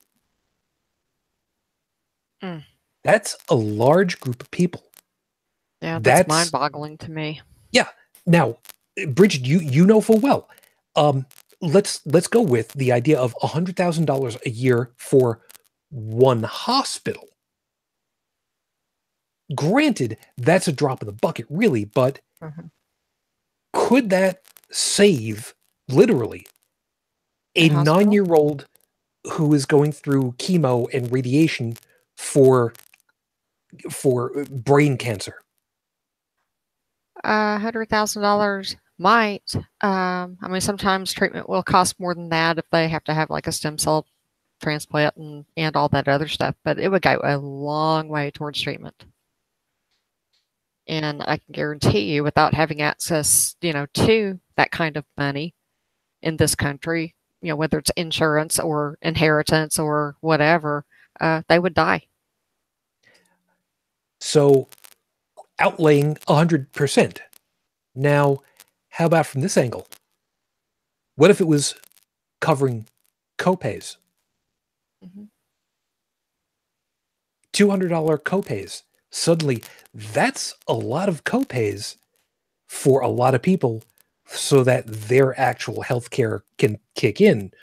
Or if they've got like these crazy, $300, $400, $800, $1,000 a month before they see anything from their healthcare providers.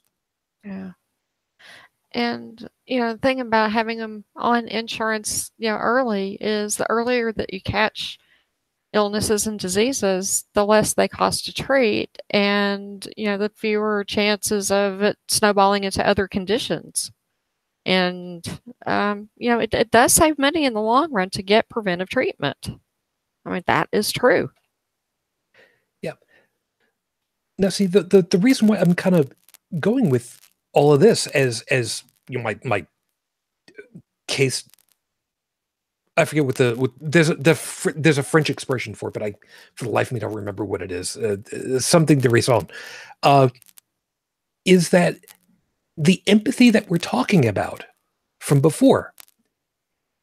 If you do the math, the idea of actually saying, I can do without something that I will never have to worry about in order to help people who will otherwise never see. Mhm. Sharing is not a bad thing. Sharing the playground is not a bad thing. And especially when people who've got all of the balls, forgive me, Yeah. you share a ping pong ball.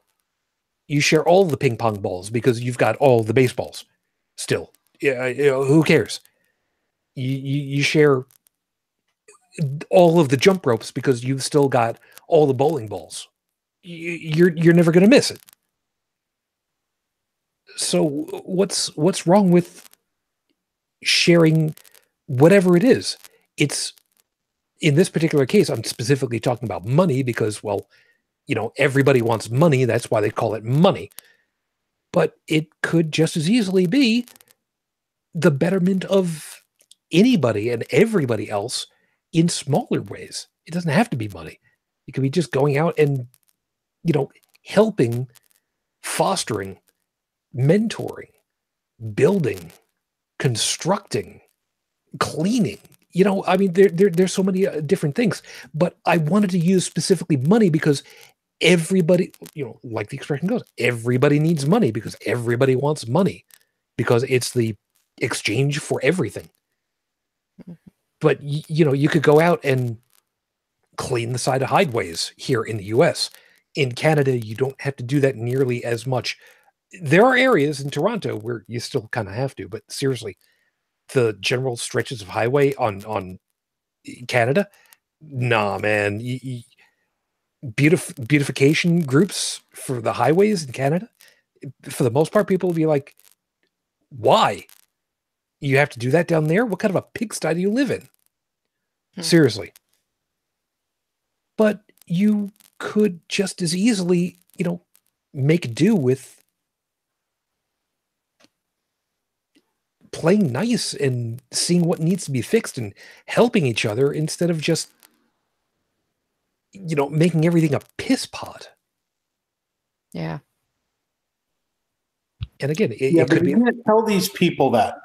You can't tell people who make billions of dollars off of basically the suffering of others that it is a better idea to share their wealth with the people around them, to share the toys, to share things, because they're taught that to give anything up, to acknowledge that you have less than somebody else, to not have your money making more money at all hours of the day, you are not a winner. And if you want to be a winner, you have to come out on top. If you're not on top, you're not a winner, you're a loser, you're no good. And it's all about being this on is a top of kind it, of teachings that you learn if you are Trump or many other politicians for that matter, many other business people. They are taught from an early age, if you can't make the money, if you can't get the reputation, you are worthless. Why don't you go sit in a corner and die? It's let's be fair. It's not specifically Trump. There are large swaths of population whereby this is a thing. And oh yeah, he's not the only one. He just happens to be in a position of authority where this kind of mentality is extremely dangerous and extremely visible. Now, I can get away with saying this one because I grew up there. I will not fucking live on Long Island again knowing what I've seen and the types of mentality that I've seen, where $15,000 for a wedding and your reception is considered okay. Seriously, $15,000? Yeah. Think about that. At least that's a wedding. Okay. I've been into Bethesda. I have seen people drop $3,000 on a birthday party for their 4-year-old involving a couple hours over at one of those bouncy town castle kind of environments with Papa John's pizza or Pudgy's or I'm showing my northern side right now, or whatever. Domino's, the one is like $5 a pizza, and they're paying $20 to $30 a pizza. They're getting a shitty cake that's normally $15 for a cake at $50 for the cake. They're being fleeced in every step. And it's considered, well, if you're not paying it, you're obviously not from around here. And that's the point, that it's expected. Dude, and that was a 4-year-old's birthday party, not even a wedding. Yeah. Mm-hmm. My wedding cost me $638. And I'm just as married as these people that spent $50,000. Just saying. Yep. Okay, you and I are going to have a chat because you're going to help me plan my eventual wedding. Sure. I can do that. Mm-hmm. But the point of it is, it's what's seen as should be. Because if you don't, there's something wrong with you. You're lesser.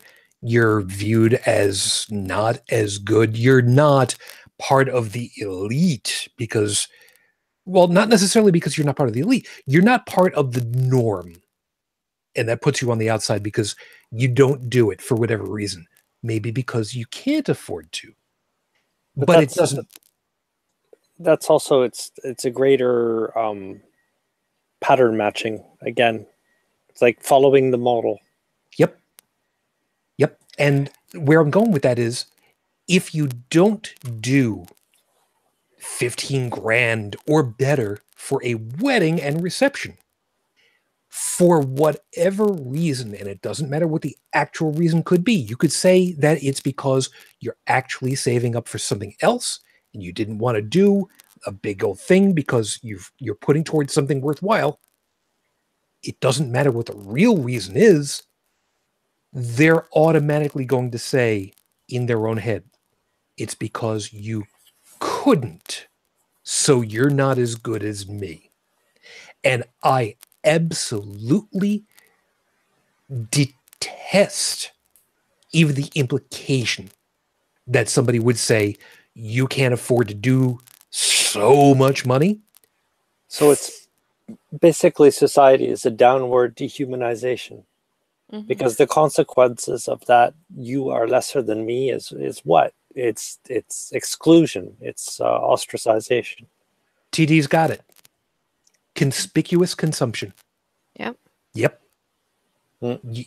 If you can't afford the biggest, brightest thing suddenly on the block, there's something wrong with you. But somebody responsible for their own survival, somebody who knows themselves in their own brain what it takes to survive, do they need all that shit? No. No, they don't. But societally, they do, because if they don't have it, they lose their societal clout. So And- basically, it's part blackmail. Social blackmail, yeah. Yeah. And When I was growing up, I'm going to show my age right now. When I was in junior high, Air Jordans pumps, specifically the pumps, where you had a air bladder inside the shoes and a pump built into the tongue of the shoe, and you pressed on it and it tightened the shoe around your foot. Interesting design, expensive footwear. yeah, they were 150 plus, if I remember right, at the time. Yeah. And that was Oh, mid. yeah. Yeah. And I was wearing Chucks, also known as Canvas All-Stars, because they were comfortable and it's what I liked. And they were cheap. I didn't get them because they were cheap. I got them because they were comfy. But the fact that they didn't cost a lot meant I could also get a couple pair, which was even, more beneficial to the fact that I already liked them. Sure. I got ripped on almost every single day for a year for not wearing Air Jordans. Something If said you for weren't happened to already me part- too. Yeah, if you weren't already part of the proper social group, they would find something that was different about you and they would make fun of you. Well, with regards to the Air Jordans, the common one was, oh, you're poor. You can't even afford a decent pair of shoes like ours. Yep. Don't you see the And genius? I'll tell you what, as a kid, that hurts. Don't you see the genius of a society programmed that way, where everybody follows the same patterns? And it all comes down to, well, who's programming them that way? You know what? Marketing. Yeah. And it goes back to the very first automobiles.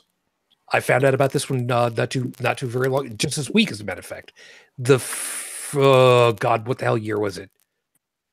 Oh God, I forgot what year it was, but one of the early years. I gotta find the damn thing later. There was one year where an automobile maker here in the U.S. literally did nothing to the engine. They did no technological work on it, but cosmetically changed a minor detail from one year to the next and build it as the new model year design in order to sell cars at a higher introductory rate. And that's really where this whole idea started, where every year there's something new. So you got to have the new, because if you've got the old, what, you can't have the new? What's wrong with you? I forget when the hell it was. It might have been somewhere the early 20th century, like the teens or something like that. I've forgotten exactly what it was. Yeah. But- Another part of that too is durable goods used to last a hell of a lot longer. Shit, yeah. I mean, you're lucky if you get 3 years out of an appliance, and used to, they'd last 15, 20 years. So Yeah. it's like, how do you define durable goods now? I mean, what's durable to you? I mean, Oh, yeah. Yeah, Didn't back look in the day, It was Heinz Ketchup that said, well, actually, we make more profit in your waste than in actually what we make. Which is kind of going back to the point, once the goal becomes making profit, really what you make. going back to the good old years when, you buy a pickup truck and it lasts for 3 generations. Mm-hmm. Yeah. It also has to do with accountability, because back in the days, if you bought a product from somebody, you know, if it didn't work, you could take it back to that person, and they would have to, you know, be responsible for what they sold to you. The company actually had an interest in you being happy and satisfied with their product, that you had good things to say about them. You know, we talk about products that last.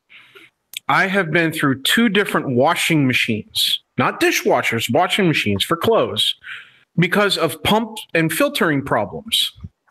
And I've had 2 different brands, and I've talked to the technicians for the 2 different brands. And I was bringing up other makes and models that were getting higher reviews. And they said, oh, yeah, you can go for them. But guess what? Every single brand on the market's using these kinds of filters now, these kinds of pumps, and they are running into the same exact problem. Well, why is nobody fixing it? Because it makes money. Yeah. I was like, I wanted to. I know it wasn't the technician's fault. They were there to fix the thing. But man, I really want to put somebody's head through a wall. Yeah. Well, I mean, at least they were honest with you. Yeah, they were honest with me. I was, hey, before you head out, you want something to drink. It's been a hot day, so you got to get I'm nice to my technicians. Mm-hmm. Yeah, Joey, you had your hand up. I want to get you because you haven't had much that you've been able to say so far. Oh yeah, I had a slight issue that I had to deal with here, but if you end up making the perfect product, you'll go out of business. Nobody's ever going to buy another car if the car that they have is going to be reliable and last forever, pretty much, with basic maintenance. It's a lot like it's a story that I read in high school. I want to Robert Sheckley, I think. Anyway, the title of the story was "The Gun Without a Bang," and it was this kind of Buck Rogers setting. It was a short story, but it was this Buck Rogers kind of setting where this guy lands on a planet, and the planet is full of these very vicious little creatures that eat pretty much I know what you're talking about. Everything they come in contact with. And he had a gun, a ray gun, pretty much, and he started shooting at them. And yeah, it would completely evaporate whatever he hit, but there was even including the ground. There was no sound to the gun, and so they didn't even notice the ones that were being zapped. They just kept coming and kept coming. So you make the perfect product, sure, but there are other unforeseen circumstances that connect into that.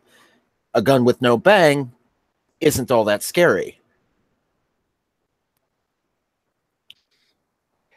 We're getting pretty close to wrapping up. I'm gonna drop something really quickly, and then I'll give you guys a chance to real quick wrap up for yourselves. The idea of investing in people from a consumer perspective, a commercial perspective. The long running story, and I don't remember if it is credited properly too, and I'm pretty sure Stephanie is going to instantly know the name of the group.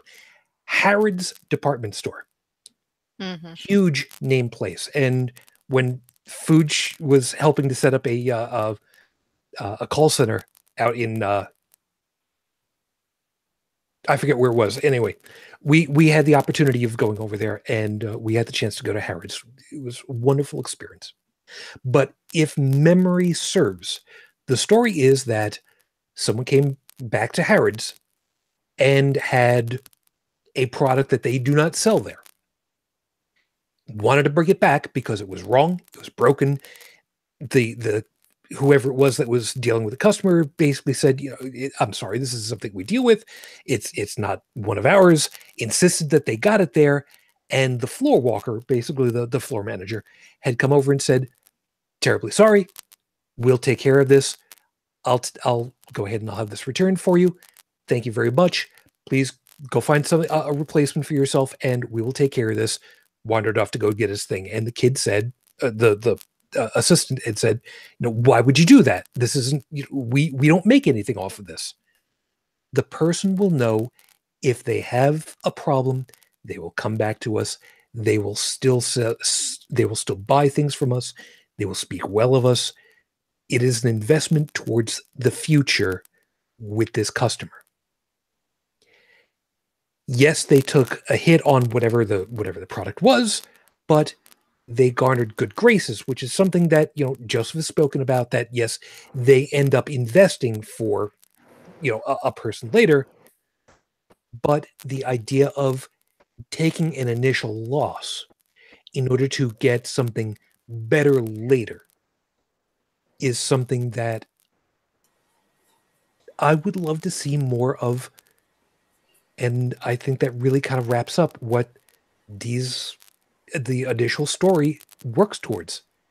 You kind of take an initial loss of sorts in order to make something better happen later.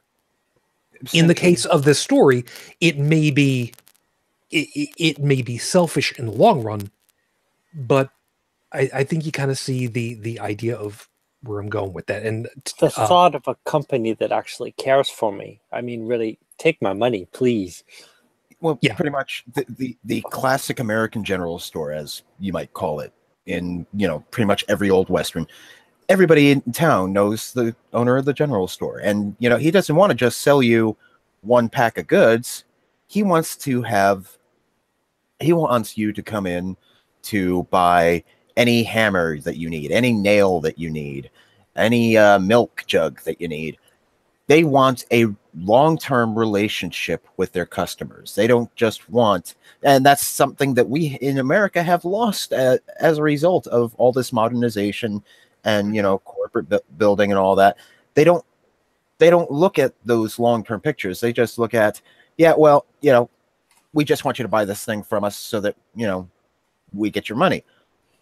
Versus again, that small town kind of feel where you go into your local mechanic and you go to like a Midas or a Jiffy Lube, and they do your oil for you and whatnot, versus the backyard mechanic that you bring your vehicle to, and you just say, hey, this is acting up, and they go ahead and fix it and say, hey, anything else acts up, you just let me know.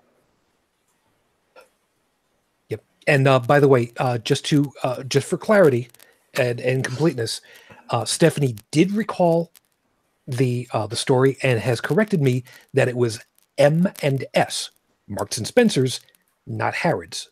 So I do stand corrected. I was not sure that it was Harrods, to be fair.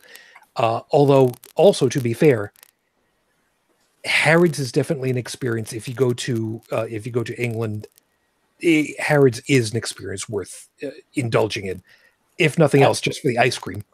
But I'm sorry. M&S backwards is an experience too. It is, but not one that we're going to be talking about until we have Callie Wright back on again.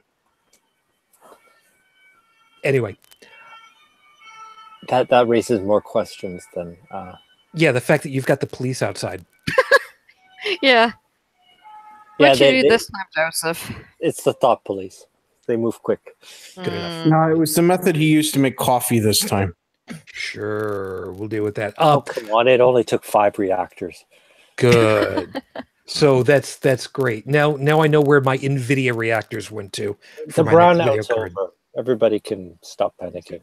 Hey, just use some AMD cards and overclock them. You'll be fine. It's not going there. Anyway, I've pretty well covered everything that I want to. Bridget, let me just kind of go down the list. Was there anything that you wanted to get out that you hadn't already at this point? I don't think so at this point. Is this the point where I'm supposed to plug all the things, or am I just supposed to? I'm making sure that we've got all of our thoughts out before you finish off. I think so. I just until politicians learn to compromise and work together again and become statesmen, rather than adversaries, not working together to pass anything, I just feel like there's nowhere for us to go as a society to get better. It will only get worse. Yep. Joey, anything that you had waiting for yourself on the table before we go ahead and close it up? Nope. I think everything was pretty well covered. I was listening the whole time. It's just there for a moment I had to deal with something because things. It's very hot in my room. Understood. That's my bathroom. That's the only window access I have right now. So I got a fan set up in that window. I got a fan set up next to. We got you. I have a fan set up next to me, but the problem is that fan has been in storage for many a year. And it wasn't working properly. And it didn't take me long to find out why. The motor had a buildup of lint and various dust and fluff that was effectively, I had a nice soft ball of gunk. And a fire hazard, too. Yeah, so had to remove that, wash the blades, wash the front and back of the fan real quick. But that's pretty much all I got going on. Okay. Joseph, any last item that you wanted to drop in that's still on the table for you before we close? Nothing that wouldn't take an hour. All right, we'll save that for the opening for next week. Yeah, I'm fine. You guys all take care. Well, we're not just done. And thanks for having me on. We're not done just yet. God, I know that you want to get the hell out of. Goodbye, cruel world. No. Woe is me.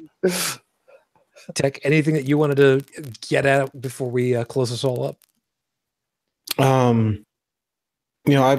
I've seen a couple of the current new generation coming out of high school getting involved in politics. I mean, actually running for office and such. Ones that are in college and are paying special attention to the things that go on with all the little local groups, the sheriffs, everything.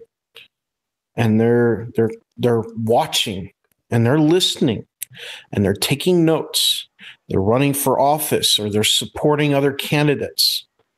And change is coming because the only good, in my opinion, that's come out of Trump being in office is it was a wake up to the country going, hey, yeah, we made it so that racism and bigotry and everything else was basically not tolerated. But what you didn't realize is that they were just doing it silently. Now they're vocal because they see Trump, and now you can actually see where it is and get rid of it. Trump is almost like a preview of where society's headed. Yeah. Yeah, but at the same time, I see it more as where society was headed, because I'm looking at these young. I say was because I'm looking at these young kids, and they're getting ready to vote these assholes out. There's hope. They're getting ready to take over and do it themselves, so that the kid down the street who needs the operation will be able to get the operation without the family going bankrupt. So that the guy sitting on the street corner who has no home and has no job doesn't need to get arrested by a police officer to get a warm meal. It's funny that the kids have the balls to do it, because kids like this have parents with the same mindset. The kids have the balls because they're tired of getting shot in their own school systems.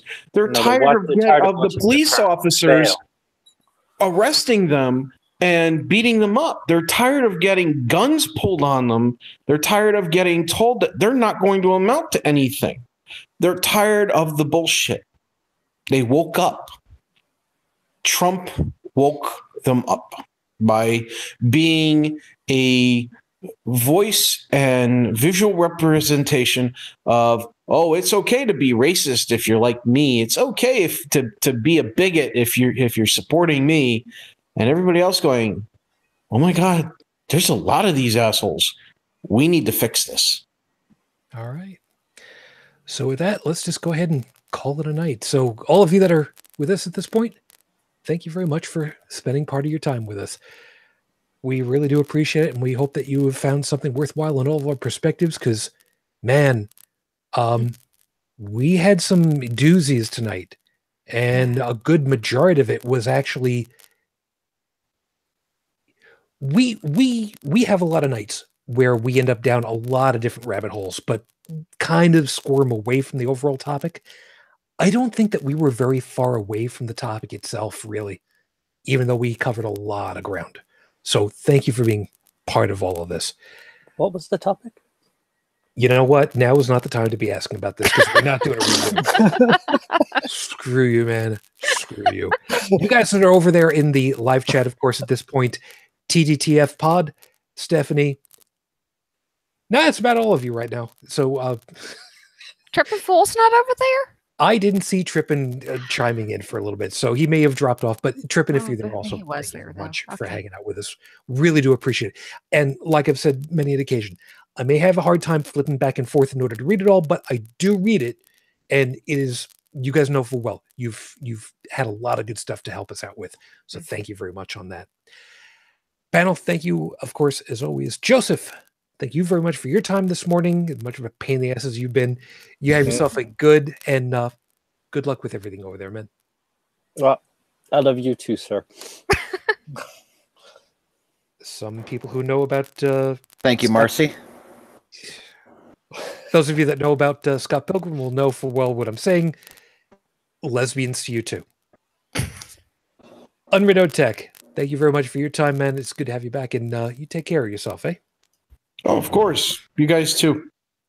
All right. Joey, you try to I'll send you down a pallet of Gold Bond medicated powder so you can. Oh, hell no. You're welcome. But thank I'd actually like some of that. No. What is- You don't understand. No, I don't. Being in a combat unit with just males, somebody got the bright idea of telling one of the newer privates, "Go ahead, put that in your skivvies. It'll keep you dry and Oh, no. such down there." No. Ugh. Ooh. Wrong You have use yourself a of good it. morning. All I can say in relation to anything at this point is, Stephanie, I don't make my own clothes, but I will say that the clothes I do have, I patch up myself. Mm. I don't make my own clothes because I do not have the talent for that. Fair enough. Thank you, man. Mm. And Bridget, of course, congratulations on getting back on with us with a voice for a change. Now we'll figure it out after we get off the air. How's that? And actually feeling more like myself for the first time in, weeks. Yeah, we'll kind of talk a little bit about it. But thank you very much for your time. And yes, now you plug all of your things. Now I'm playing all things I don't have that much. You can find me over on Facebook as Bridget Fitch. And I'm linked to the website for the podcast, the Holy Crap, the vlogcast. And I am actually going to be making some posts on my blog. I haven't done that in way too long. And the blog is called Between the Wheels. And it's at bridgetfitch2112.wordpress.com. Fair enough. Thank you much. All right. And of course, on behalf of the rest of the crew over here, if you would like to catch up on Heretic Woman, of course, they should be having their next show tomorrow, meaning Monday. Should be, I don't know. I haven't heard. But if you want to check up on that, that would be at beyondthetrailerpark.com. And of course, you can check up her stuff over there at Full Quranic, which I don't have a... Oh, no, I do. I'm sorry. Fullquranic.com. I've got to separate it. I'm looking at my show notes, and sorry about that. You can catch up on all of her stuff over there. And of course, as far as Dallin is concerned, who takes care of turning all of this stuff over into an audio podcast, you can check up his stuff at inthewind.yo5.ca. And of course, if you'd like to get subscribed to the audio-only podcast, take a swing over to holycrapthevlogcast.com. On the left side, you will see the link over there. Just remember to link on the little icon, not on the word podcast. It's a WordPress thing. Sorry. One of these days we'll try to see what we can do about clearing that up. That's not our fault. Sorry. I tried to do it once myself, and I kept trying to figure out why won't it subscribe. Oh, there's the link. Whatever. Nice job. Anyway, if you'd like to find all of our social links as well as all the subscription information, again, holycrapthevlogcast.com. We'd love to have you guys helping us out over there. And if you'd like to leave a voicemail message, you can do that over at 859-8CTV 554 859-4288-554. We will be looking forward to seeing you guys again soon, meaning next week. Piece of house cleaning. As I said, this is a weird month for me. A little bit later this month, I will be taking a week off so I can do a 36-hour radio stream marathon fundraiser for the Ride for Roswell. I have to get a whole bunch of things set up for that. So for those of you that are going to be looking forward to that, I will have information about that next week. So you can kind of check up about that. But in the meantime, thank you all for your support. It means the world to me. So until the next time we get together, everyone, as always, I wish you the peace I no longer have. I wish you the strength that I've learned. I wish you well. And of course, my lady. Almost 13 years on. I am still in love. Matane Fujin. I love you, and I miss you. Dream of me. Till the next time we get together, everyone, as always, good night.